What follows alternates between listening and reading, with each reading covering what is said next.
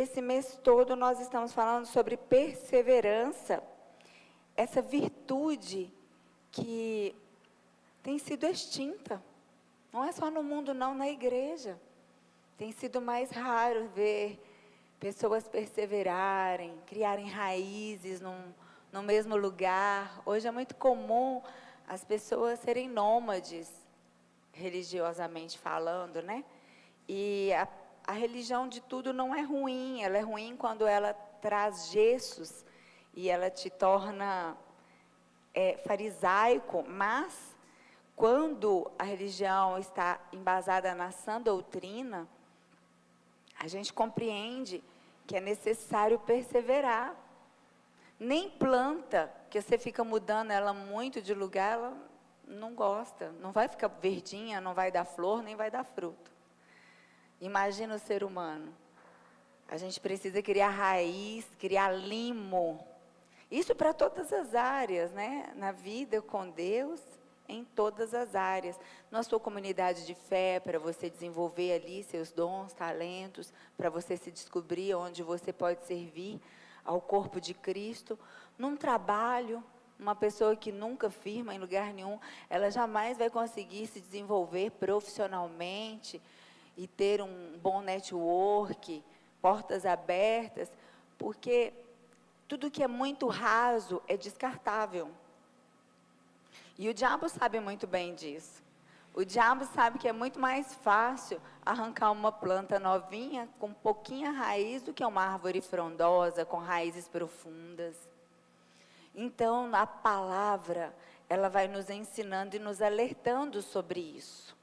A Bíblia, ela é muito mais profunda do que extensa. Quem já leu a Bíblia toda, não precisa levantar a mão. É grande? É, mas se você pensar que ela é mais profunda, você pode passar por uma história, um versículo que você já conhece de cor, mas se você ficar um dia inteiro meditando nele, você vai receber revelações profundas do que Deus está falando ali. Então, é sobre isso que a gente vai falar nesta noite. O título da mensagem hoje é De Eternidade a Eternidade. E não tem como falar de eternidade sem falar de perseverança, a virtude do nosso mês. Abra sua Bíblia nos Salmos de número 103, no verso 17.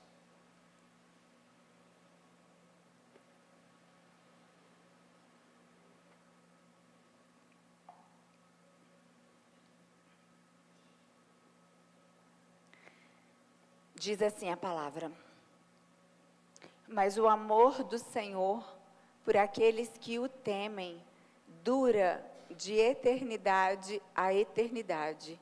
Sua justiça se estende até os filhos dos seus filhos.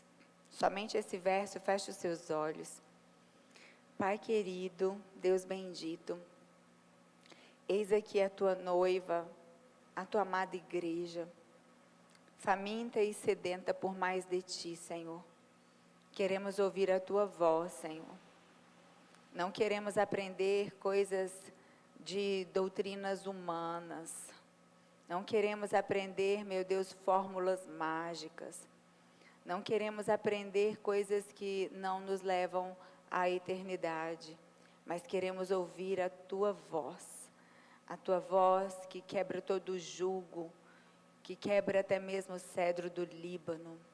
A tua voz que pode, Senhor, alcançar o nosso coração e dissipar toda a escuridão. Fala, Senhor, e não te cales. Fale aquilo que nós precisamos ouvir e não apenas o que nós queremos. Este é o desejo do nosso coração. Assim, nós oramos em nome de Jesus. Amém. Bom, essa expressão de eternidade a eternidade não cabe na nossa mente. Quando a gente fala de eternidade a eternidade, Deus nos chamou, Deus nos elegeu nele. Antes de criar todas as coisas, a Bíblia diz, antes que os montes nascessem e que se formasse a terra, de eternidade a eternidade, Ele é Deus. Ele, o grande eu sou, o El Shaddai, o nosso Pai. E a eternidade, ela vai nos mostrar a perspectiva da perseverança. Porque algo que é eterno perseverou. E Satanás, ele nem sempre precisa destruir uma pessoa. Nem sempre ele precisa ir direto ao ponto. Ele sabe que se ele tirar o significado de eternidade, basta distrair uma pessoa continuamente. Porque quem nunca permanece em lugar algum, nunca cria raízes. E Deus não faz nada sem raízes. Deus não é Deus de paraquedas. Para o Filho dele vir na plenitude dos tempos, desde Gênesis, Deus veio cumprindo o plano de salvação com detalhes riquíssimos de profecias. Então, quando nós prestamos atenção na palavra, toda a criação se baseia na vontade de Deus de se dar a conhecer desde a eternidade, através da sua família, através de um povo chamado pelo seu nome. Então, quando Deus pausa o processo da criação para revelar o propósito da eternidade, então Ele faz o homem e a mulher. Porque Deus criou todas as coisas. Mas onde que Ele depositou a eternidade? Dentro de um homem e de uma mulher. E aí Ele pausa o processo da criação. E Ele dá a capacidade do homem e da mulher de amar, de escolher, de decidir, de ser responsável pelas suas escolhas. De toda a criação, a identidade de Deus, as digitais dele, foram colocadas em nós. A imagem e semelhança dele, nós fomos feitos. E Cristo é a semente da criação. Nele tudo se fez. É para Ele que tudo converge. Em seu sacrifício, Cristo se fez o primeiro de muitos irmãos. E nós fomos gerados em Cristo lá na eternidade. É muito profundo isso. Para, ao sermos formados, trazer a expressão visível de quem é Deus. Você não existe apenas desde quando você estava sendo entretecido dentro do ventre, que seus ossos estavam sendo formados. Você já existia em Deus na eternidade. E aí nós vamos ver que em Cristo Jesus nós nos tornamos eternos, porque houve uma ruptura. A queda é a grande tragédia cósmica. O pecado entrou no mundo de tal maneira que desconfigurou a nossa identidade, a identidade humana. O fato de que fomos salvos, em Cristo Jesus, nos liberta da culpa e do julgamento de Deus que foram estabelecidos desde a queda. Então, nós fomos gerados em Cristo na eternidade para sermos, então, o lugar da expressão visível de Deus, só que isso foi interceptado pelo pecado. E como que nós tornamos a origem do nosso propósito? Em Cristo, pelo que Cristo fez por nós. Então, estávamos todos mortos espiritualmente por causa do pecado. Porque quem pecar vai pagar, e o salário do pecado é a morte. Mas veio então o Filho do homem, o Filho de Deus, o próprio Deus. Aliás, vamos abrir um parênteses. Nós temos a doutrina da Trindade, e há igrejas evangélicas, inclusive, que têm doutrina unicista. E, por exemplo, muitas pessoas que demonizam o catolicismo, a idolatria, mas se tem uma doutrina do catolicismo que ela vem convergir com a nossa doutrina aqui, da Batista, Missão Life, é a fé na Trindade. Um Deus que é único, nós somos monoteístas, é um Deus só, mas Ele é triuno. É Deus Pai, Filho e Espírito Santo. Nós não cremos na doutrina unicista, como existem aí, né, em algumas denominações.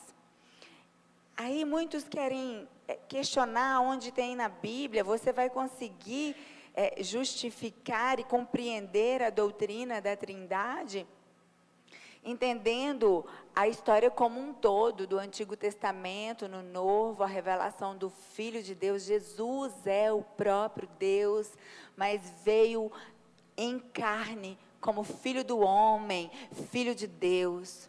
Um Deus único, mas em 3 pessoas.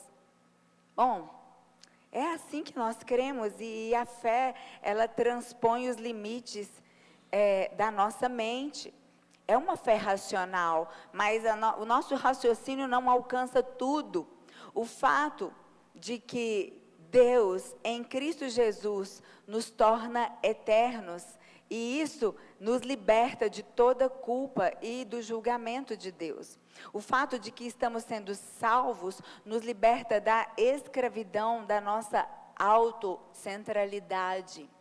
Quando que você descobre que você está sendo salvo, que você está no caminho correto, que você está indo para o lugar que está Jesus preparando para você? Quando todos os dias você está sendo transformado um pouco mais. Existe uma centralidade em Cristo e não em você mesmo. Você não se auto-justifica. Você não quer que você sempre esteja certo. Você não tem dificuldade de assumir seus erros. Esse é um sinal de que o Espírito Santo está habitando em você e está te transformando. Você tem um coração ensinável, maleável. E assim como Deus é em Cristo Jesus, nós também somos. Nós precisamos compreender a eternidade e não podemos confundir. Muitos confundem a eternidade como uma expectativa de futuro. Quando eu for para a eternidade. Não, não é isso. A eternidade não é uma expectativa de futuro. A eternidade, ela já é. De eternidade a eternidade sempre existiu. E a gente tem dificuldade por estarmos num cronos, né, com passado, presente, futuro, mas a eternidade é uma convicção dentro de nós. E aí é a parte que a gente começa a se observar. Será que eu tenho mesmo a convicção do eterno? Porque eu ando tão ansioso. Eu tenho corrido atrás do tempo, do vento, e eu não estou me aguentando. Quantos de nós estão sofrendo crises de ansiedade, com medo do futuro, e estão se desesperando com notícias? A Bíblia nos diz que há um ser eterno que habita em nós, parte da Trindade, próprio Deus está dentro de nós. E o fato de que a eternidade está dentro de nós muda a nossa perspectiva de enxergar todas as coisas. Toda vez que a gente se encontra ansioso em relação ao futuro, é porque a gente ainda não teve a revelação do eterno. A fé é a forma como o nosso entendimento é moldado pelo eterno. Uma palavrinha tão pequenininha, mas que revela a eternidade. E não é... A gente pensa na eternidade como um tempo infindável, mas não é. É uma forma de existência. É uma forma de existência em Deus, sem dor, sem morte, sem pecado, sem destruição, sem corrupção. A fé é essa forma como o nosso entendimento vai sendo transformado no eterno. Todo homem e mulher de fé vive na perspectiva do eterno. Por isso que nós conseguimos sorrir para o futuro, ainda que as circunstâncias não estejam tão favoráveis. Porque os nossos olhos estão para além do que tem nos acontecido, porque o tempo agora, ele é tão rápido, que a Bíblia diz que 1000 anos para Deus são como este dia que passou.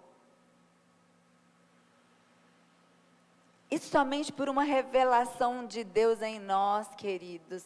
Porque o que te levanta todos os dias não é uma energia que tem dentro de você. O que te levanta todos os dias e te faz prosseguir é o próprio Deus habitando dentro de você. É Jesus, é o dínamo, é aquele que criou todas as coisas. A eternidade não é uma vida longa no futuro, nada disso. A eternidade é a apropriação imediata com a consciência em tempo real do eterno. Está aqui, está aqui. Nós aguardamos sim a volta de Cristo, porque o reino dele será estabelecido na terra.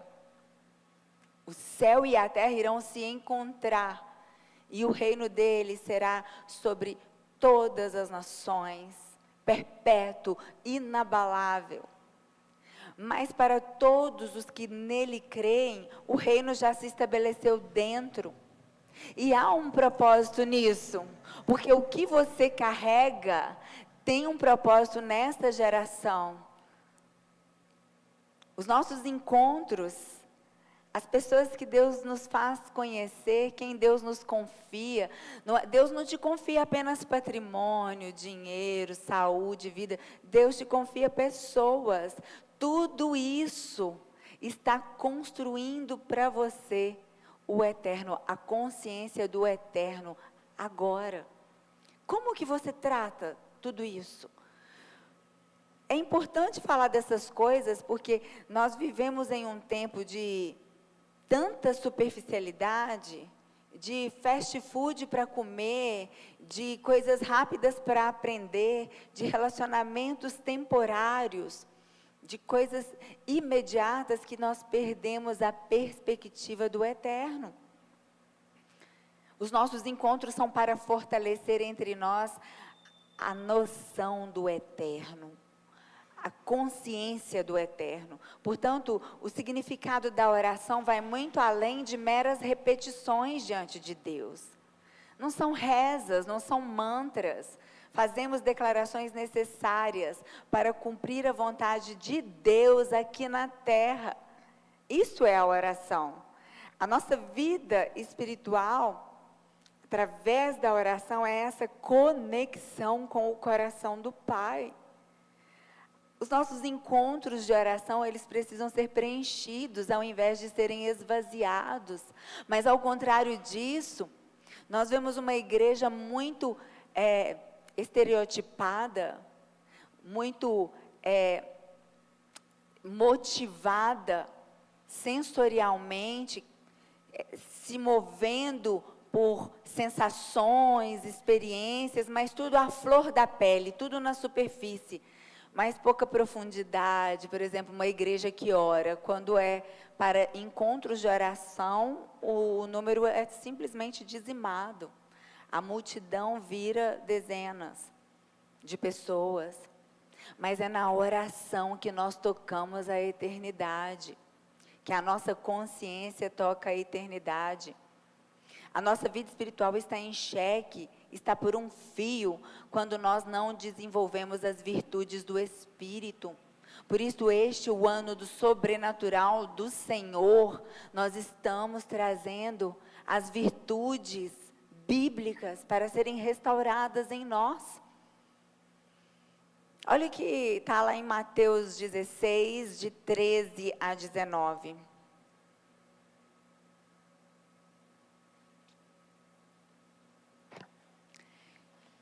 Chegando Jesus à região de Cesareia de Filipe, perguntou aos seus discípulos: quem os outros dizem que o Filho do Homem é?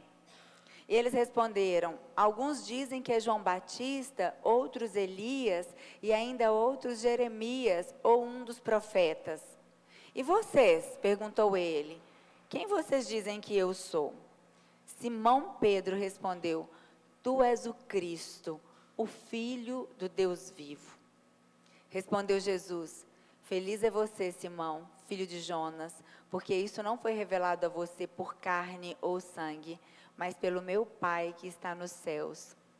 E eu digo que você é Pedro, e sobre esta pedra edificarei a minha igreja, e as portas do Hades não prevalecerão contra ela. Eu darei a você as chaves do reino dos céus. O que você ligar na terra terá sido ligado nos céus, e o que você desligar na terra terá sido desligado nos céus.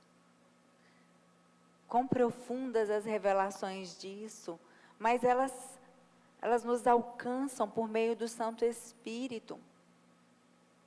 Hoje nós vemos uma igreja, em sua maior parte, tão superficial, que tem sido arrastadas multidões de multidões por falsos profetas, que roubam para si como se eles tivessem as 7 chaves, que abrem as portas e que fazem e acontece. Eu estou aqui, eu tenho uma chave que vai abrir a porta que você precisa, mas só eu tenho essa autoridade, porque sobre mim desceu algo especial.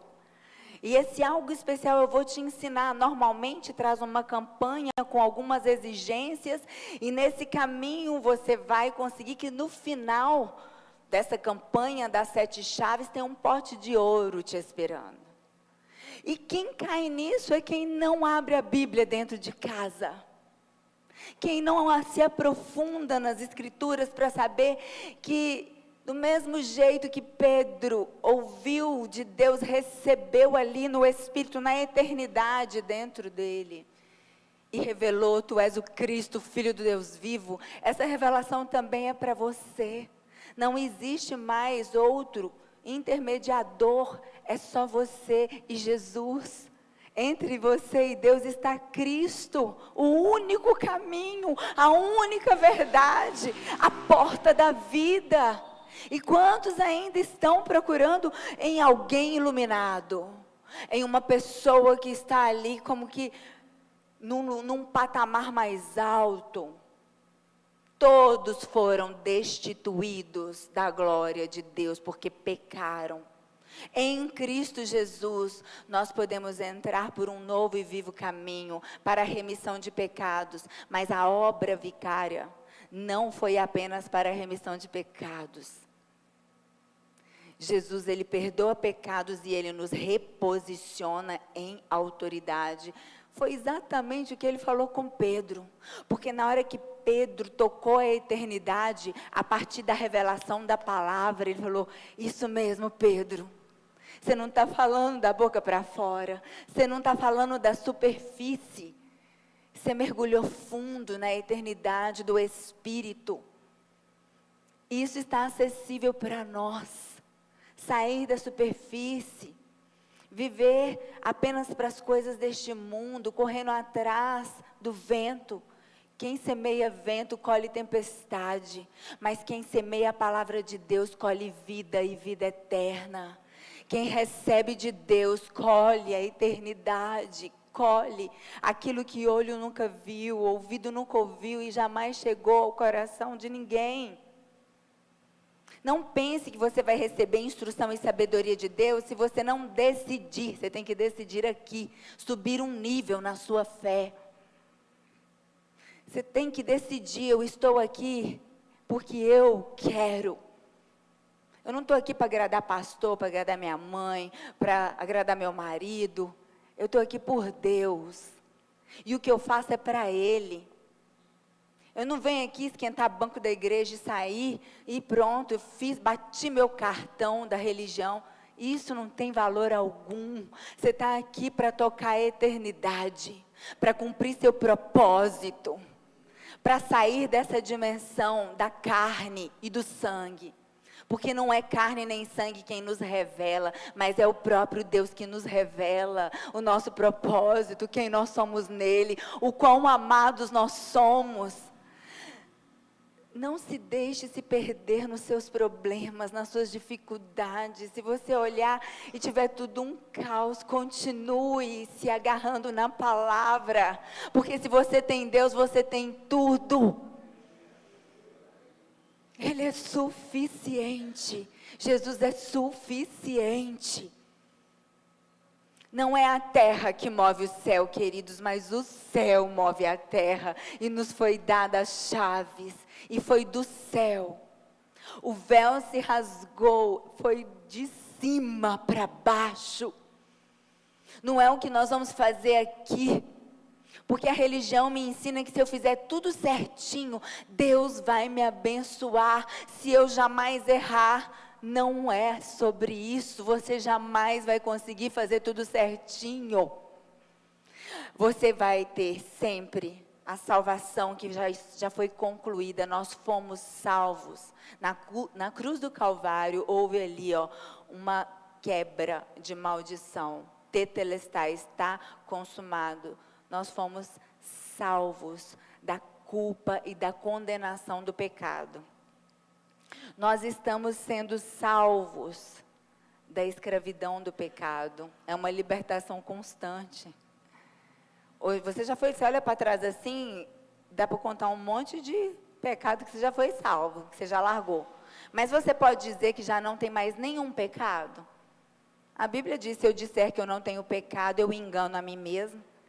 E faço de Deus mentiroso, porque nós ainda estamos aqui no mundo, habitamos num corpo, esse corpo é corruptível. Quando você acorda, só para sentir o cheiro do seu hálito, você já sabe que o seu corpo é corruptível. Só de olhar no espelho, dependendo da idade, né, as novinhas aí não vai ter esse problema. Mas nós vamos ver que está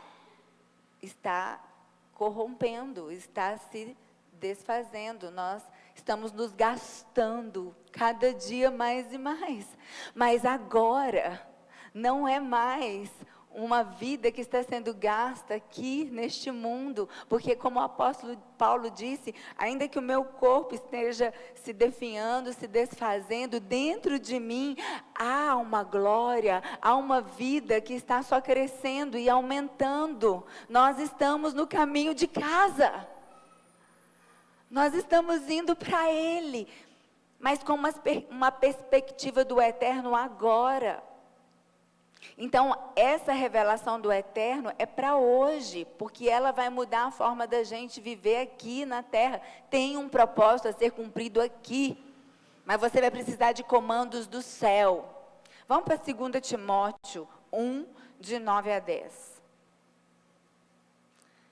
Segunda carta a Timóteo, capítulo 1, versículos 9 e 10. Pode ser a partir do 8, por gentileza.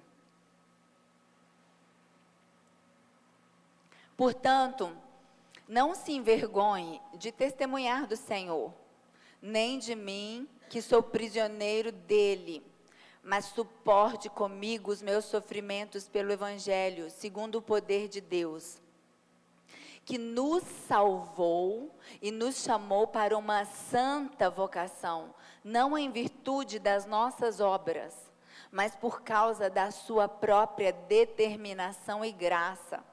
Essa graça nos foi dada em Cristo Jesus desde os tempos eternos, sendo agora revelada pela manifestação de nosso Salvador Cristo Jesus. Ele tornou inoperante a morte e trouxe à luz a vida e a imortalidade por meio do Evangelho. O que o apóstolo Paulo estava falando? Que profundidade de revelação. Isso aqui que ele falou explica o que eu também estava falando, que a salvação vai muito além do perdão de pecados. O Deus que nos salvou é também o que, ao mesmo tempo, nos chamou a uma santa vocação. E Ele nos chamou para sermos santos. O chamamento cristão é uma vocação santa. E quando Deus chama alguém para si, também chama a santidade. Então a resposta de Paulo é, não segundo as nossas obras, mas conforme a sua própria determinação e graça que nos foi dada. E se quiséssemos acompanhar esse manancial da salvação, se tivesse um curso do Rio, e para acompanhar esse manancial e chegarmos à origem, nós deveríamos então voltar através do tempo em direção à eternidade, lá no passado. Porque aqui não tem como fugir, ou a gente fala do passado, presente ou futuro. Mas as palavras de Paulo são estas: antes dos tempos eternos. O que ele está falando? Essas são traduzidas, eu trouxe 3 traduções, né, diferentes. Essa, antes dos tempos eternos. Uma outra forma de traduzir em português foi antes do princípio do mundo.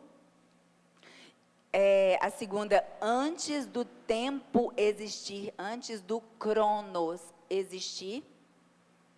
Ou antes de todos os séculos, antes de começar a contar o tempo. E o Salmo de número 90, verso 1 e 2, também vai nos falar essa expressão, antes, Senhor, Tu és o nosso refúgio sempre, de geração em geração. Antes de nascerem os montes e de criares a terra e o mundo, de eternidade a eternidade, Tu és Deus. De fato, perdão, santidade e imortalidade são 3 aspectos também uníssonos. É interessante, esse Deus triuno, Ele também nos fez tripartidos, né? Nós temos um corpo, onde se habita uma alma, mas o que nós somos mesmo é um espírito. E a palavra também vai nos revelar para 3 tipos de morte. A morte espiritual, que foi a causada pelo pecado, todos pecaram e morreram. Essa é a morte espiritual. Por isso que quando nós cremos em Jesus Cristo, nós ressuscitamos com Ele. Domingo vamos ter aqui visível para a gente, porque o batismo é a simbologia, né, da morte da carne e uma nova vida ressuscitando. A segunda morte é a morte que vai separar, né, esse corpo vai para o pó, o espírito volta para Deus e a alma, ela vai ser julgada. Essa é a segunda morte, mas dentro dessas 3, a terceira seria aquela morte eterna, a separação total de Deus. Aqui, a gente vai entender isso mais para frente melhor, nós vamos lá para Apocalipse. Mas é que, de fato, quando nós vamos falar de perdão, santidade e imortalidade, nós vamos enxergar os aspectos da salvação de Deus. No caminho de salvação, a gente vai aprendendo perdão. Perdoar é tão necessário na vida do cristão. Vida de santidade e a consciência da imortalidade, do eterno. Então, quando a gente faz a obra, quando a gente se reúne, quando a gente é igreja, mais importante do próprio serviço, de ver a coisa funcionando, é cuidar do corpo. Porque se o corpo vai definhando e a obra está sendo feita, perde-se o propósito, a perspectiva do eterno. Cuida-se do corpo, por isso Deus vai dando a cada um que está sendo inserido no corpo, ele tem um dom para quê? Para edificar o corpo. E você pode ter certeza, onde tem um parado, folgado, que está ali enterrando seu talento, tem um outro cansado, sobrecarregado, que está tendo que fazer mais do que devia. Porque o outro não está fazendo o que cabe a ele. Mas o Senhor, no final, Ele vai ter uma prestação de contas. Quando você tem consciência do eterno, você não se permite estar de braços cruzados, só observando e julgando. Ah lá, o outro está fazendo errado. Ah lá, essa igreja não tem isso. Ah lá, está faltando aquilo outro. Porque a consciência do eterno te faz encontrar o seu lugar para servir. E aquela vez que você percebe que está faltando algo, te vem uma consciência, eu tenho que fazer algo. Porque se eu percebi que está faltando isso, deve ser o Espírito Santo me movendo para eu fazer alguma coisa. Primeiramente, queridos, Cristo destruiu a morte. Em segundo lugar, Ele trouxe a vida e a imortalidade, mediante o Evangelho. E em terceiro lugar, Ele nos concede a santidade e a transformação. Está vendo que é um processo? Ele destruiu a morte. Onde está a tua vitória? Ele já destruiu. E lá, vamos para Marcos 9, 49. Porque Cristo destruiu a morte e depois, então, Ele trouxe à luz a vida. Porque uma vez tendo passado pela morte, o corpo dele não sofreu decomposição. Ao terceiro dia, Ele ressuscitou e Ele pôs luz à vida. Ele falou: eu tenho vida e vida em abundância. Agora nós conhecemos o que é vida. Quem não conhece Jesus não sabe o que é vida. Quem está na escravidão do pecado, quem está na escuridão do mundo, quem está absorvido pelo tempo e a ansiedade dessa geração, não conhece o que é a vida de fato. Marcos 9, 49, o próprio Jesus vai falar assim: cada um será salgado com fogo. Jesus está falando de uma obra de Deus em nós. Porque tem um processo, né? Ele destruiu a morte, e então, em segundo lugar, Ele trouxe luz à vida. Nós já não andamos em trevas, mas tem luz. E quanto mais perto da luz nós estamos, a cada manchinha que tem em nós, a gente enxerga mais. Quer saber que a pessoa que está sempre achando que tem que se arrepender, ela pensa: maldito pecador que eu sou, porque eu estou sempre esbarrando num problema e me arrependendo.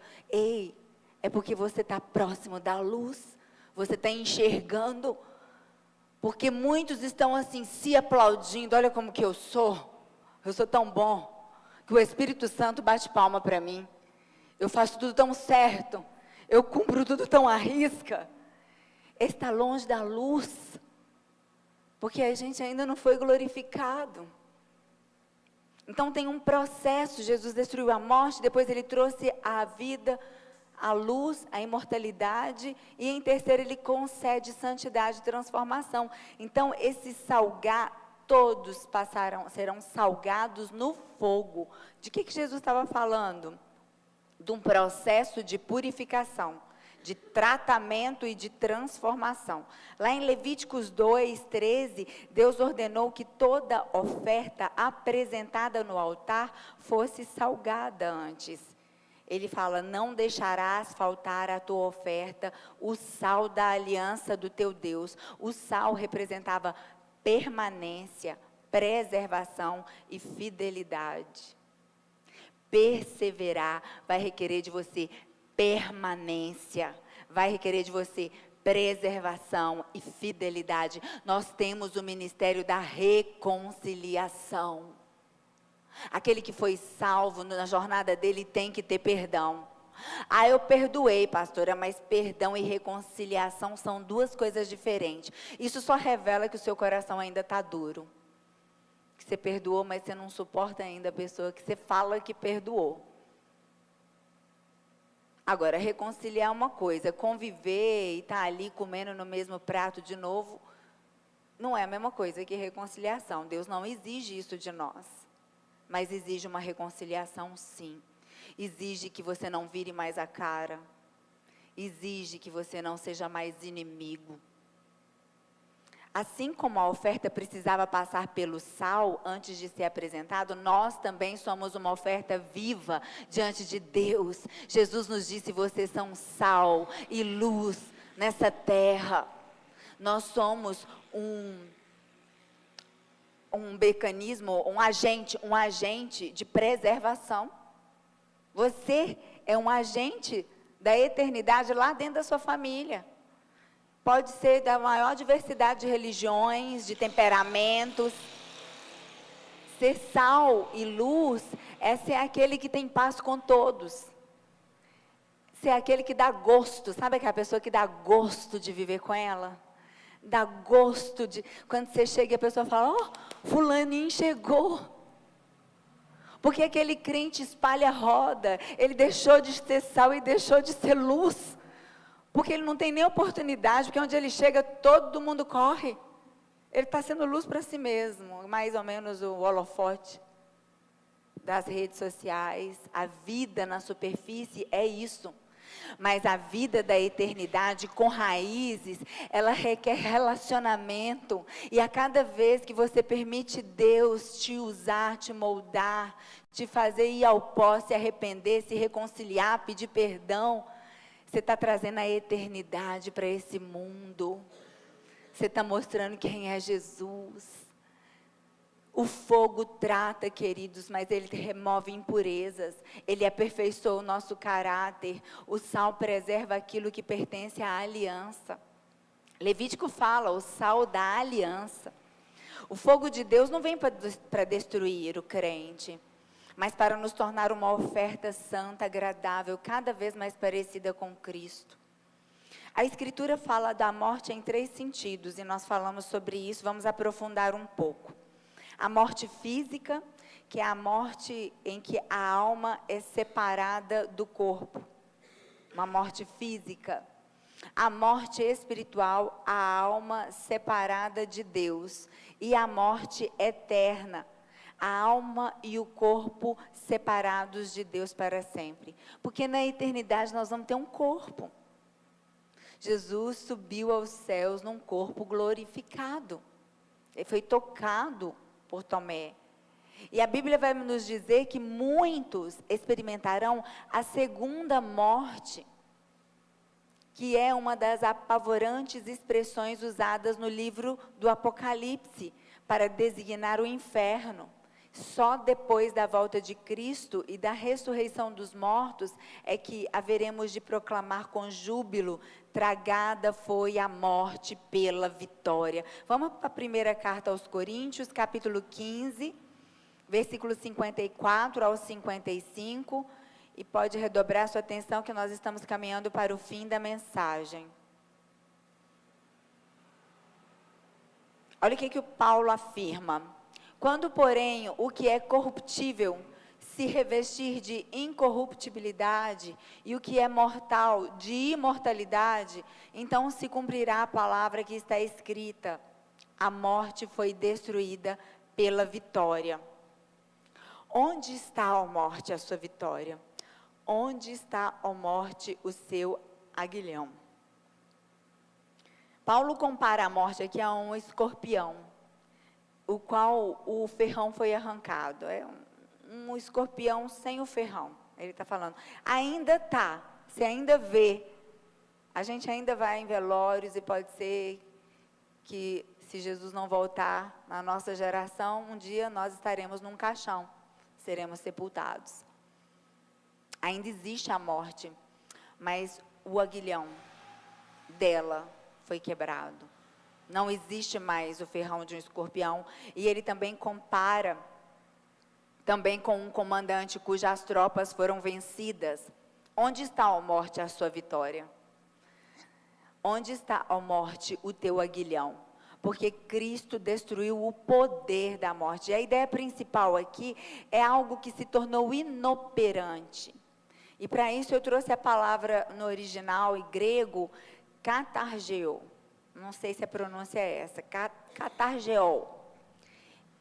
Essa palavra, esse verbo é usado no Novo Testamento como uma referência ao diabo e à nossa natureza caída. Ele vai aparecer em Hebreus 2:14, em Romanos 6:6, esse mesmo verbo é para dizer sobre a natureza caída, a nossa carne, a vontade, o desejo que nós temos pelo pecado, a inclinação para fazer o que é errado e também para o diabo. Nem o diabo e nem a nossa natureza caída e tampouco a morte foram aniquilados. Não, mas pelo poder de Cristo, a tirania de cada um deles foi destruída. O que é a tirania? A tirania é um governo exercido de forma opressora, ou seja, um domínio cruel que escraviza. Isso acabou. O pecado não tem mais domínio sobre nós, ele não nos escraviza. Nós temos um escape, nós conseguimos vencer a tentação. Deus sempre dá saída. Por quê? Porque nós temos Cristo, nós temos o Espírito Santo. Esses dias eu vi, tem um pastor que eu sigo, Mateus, o nome dele, e ele faz algumas perguntas, ele entrevista pessoas na rua, ele tem uma forma de pregar o evangelho bem interessante. E ele vai perguntando, as pessoas são bem sinceras ali, e até permitem ele divulgar no Instagram dele. E esses dias tinha um rapaz todo assim, com o aspecto de que está escravizado pelo pecado. E ele perguntou, você crê que se você morrer hoje, você será salvo ou vai para o inferno? Ele falou, eu vou para o inferno. Com muita sinceridade, com uma consciência, ele falou, mas então recebe Jesus, porque a salvação é pela graça. Ele falou, eu sei, mas eu não consigo. Escravizado, sob um domínio, debaixo de uma tirania, um governo opressor. Como que esse governo começa a perder força? Oração, joelho no chão. Um dia alguém orou por você. Hoje, se você está aqui, louva a Deus que você está dentro da igreja e que você está suportando ouvir a palavra. 30 minutos, 40 minutos. A geração está tão superficial que passou disso, não está aguentando mais não. Porque são muitos vídeos rápidos, muito rola a tela. Mas glória a Deus que pelo menos 40 minutos você está aguentando. Mas vai aguentar mais também. E vai aguentar orar, e vai aguentar fazer vigílias mais longas.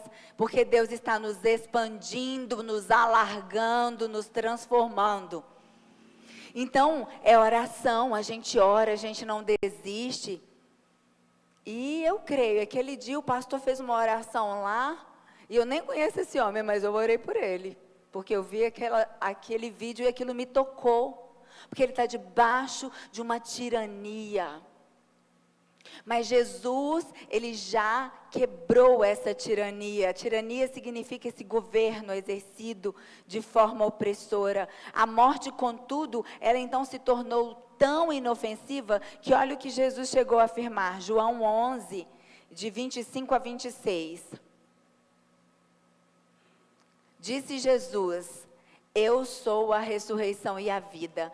Aquele que crê em mim, ainda que morra, viverá. Uau! E quem vive e crê em mim, não morrerá eternamente. Você crê nisso? Amém. É isso aí. Nós somos eternos, nós temos consciência do eterno, nós amamos o eterno. Nossa vida está sendo desgastada, esse corpo aqui, por algo que é eterno. Nós vamos passar pelo fogo, o que é palha será queimado, mas as obras que foram concluídas através da nossa vida, através do Espírito Santo, elas não sofrerão dano. E isso é poder. Além disso, os que estão em Cristo, de nenhum modo sofrerão danos da segunda morte. Você não vai saber o que é a separação de Deus por toda a eternidade. Nós passaremos a eternidade com o nosso Pai. E para finalizar, Apocalipse 2:11.